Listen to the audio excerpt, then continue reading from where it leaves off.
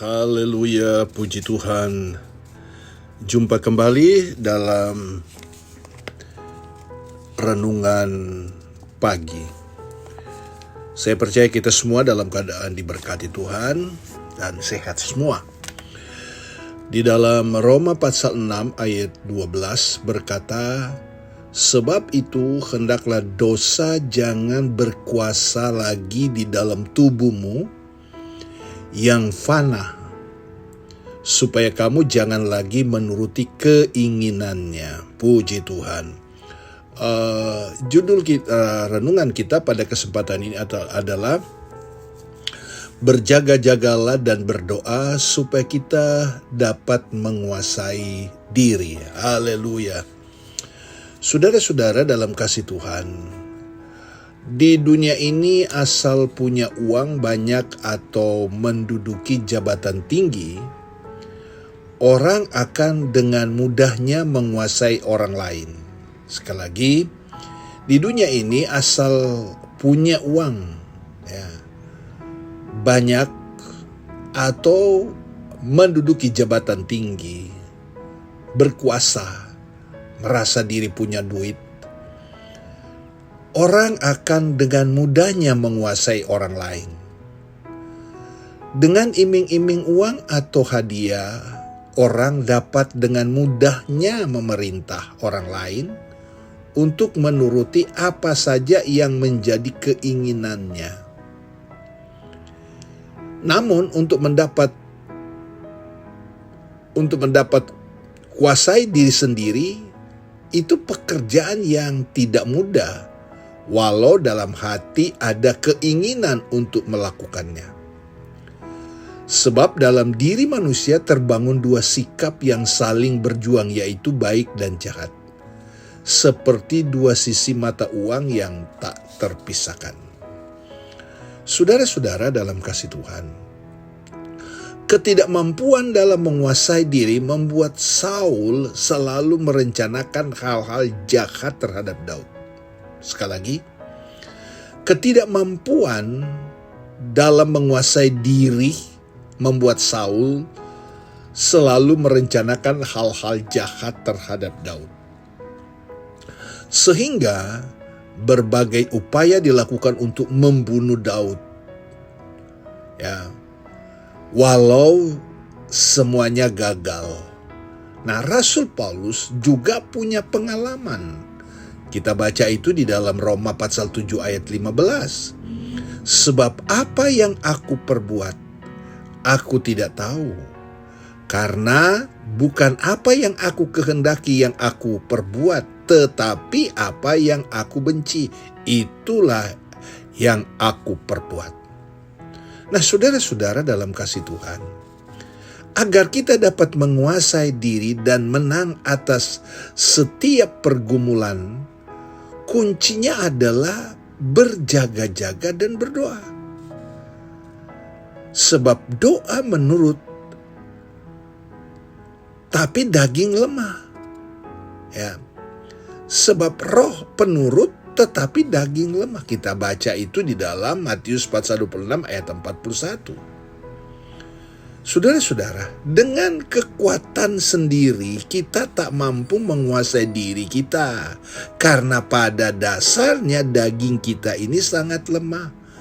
Karena itu kita membutuhkan pertolongan Roh Kudus dalam hidup ini.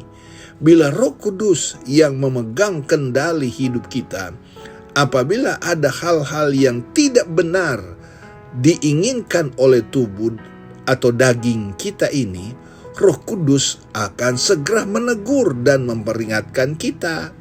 Nah, saudara-saudara, setiap kali kita hendak melakukan perbuatan yang menyimpang dari kehendak Tuhan, sesungguhnya hati kecil ini sudah mendengar dan memperingatkan, diperingatkan oleh Roh Kudus. Nah, kadang-kala saudara-saudara kita diingatkan, diperingatkan, tetapi kita coba melawan apa yang dikatakan oleh Roh Kudus dan firman Allah yang sudah mengingatkan kepada kita. Nah, saudara-saudara, hanya saja daging ini tidak mau, tidak mau tunduk, dan terus mengabaikan suaranya. Ini saudara-saudara yang terjadi. Kita sudah tahu firman Tuhan, kita sudah tahu hal baik dan jahat, tetapi kita masih bisa mengikuti hal-hal yang jahat. Ya, padahal Roh Kudus ingatkan kepada kita. Ya, kita sudah tahu hal yang jahat. Apa sih itu jahat? Saya tidak perlu jelaskan kepada saudara. Tetapi yang jelas kita tahu apa itu yang jahat, apa yang tidak baik, dan apa yang baik. Nah, Roh Kudus ingatkan selalu kepada kita apa yang baik. Tetapi kadang-kala saudara, kita tidak bisa dengar, kita tidak bisa menuruti karena mungkin merasa dirugikan. Ya, mungkin merasa saya paling hebat. Sehingga tidak peduli, perasaan orang lain tidak peduli. Ya, itu sebabnya saudara-saudara, kalau kita diperingatkan, mari saudara-saudara, ya, jangan mengabaikan orang yang sabar, kata firman Tuhan di dalam Amsal Soleman pasal 16 ayat 32. Orang yang sabar melebihi seorang pahlawan. Orang yang menguasai dirinya melebihi orang yang merebut kota. Jadi saudara-saudara, penting sekali kita memiliki Roh Kudus. Sebab salah satu buah dari Roh Kudus adalah kesabaran. Penguasaan diri, kita dapat menguasai diri. Ya.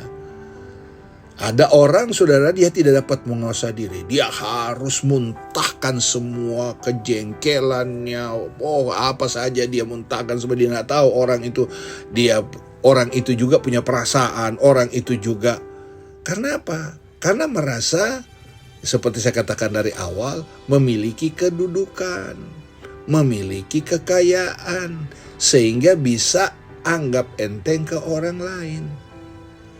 Tetapi kalau ada Roh Kudus dalam hidup kita sebagai anak Tuhan, maka kita mampu mengendalikan atau mampu menguasai diri.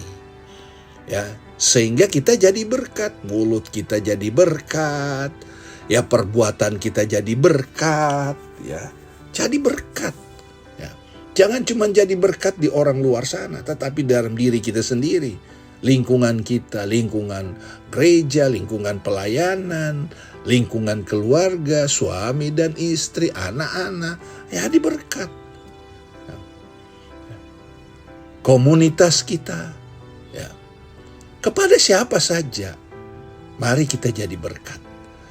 Karena keselamatan itu masing-masing.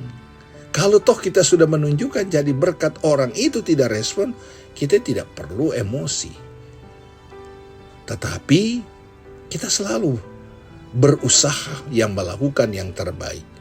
Jadi berjaga-jagalah dan berdoa supaya kita dapat menguasai diri dimanapun kita pergi dan berada. Ya, dimanapun kita pergi dan berada. Orang yang sabar, kata Amsal Soleman, melebihi seorang pahlawan.